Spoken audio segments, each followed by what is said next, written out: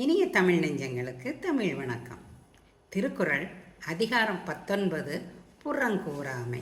குறள் 5. அறஞ்சொல்லும் நெஞ்சத்தான் நன்மை புறஞ்சொல்லும் புன்மையாற் காணப்படும். ஒருவன் பிறரை பற்றி புறம் பேசுகிற சிறுமைத்தன்மையை கொண்டே அவன் அறவழி நிற்பவன் அல்லன் என்பதை எளிதில் தெரிந்து கொள்ளலாம்.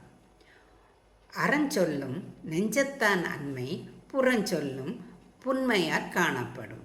The emptiness of that man's mind who merely praises virtue will be seen from the meanness of his talking evil on the back of the others. அறஞ்சொல்லும் நெஞ்சத்தான் நன்மை புறஞ்சொல்லும் புன்மையாற் காணப்படும். நன்றி, வணக்கம்.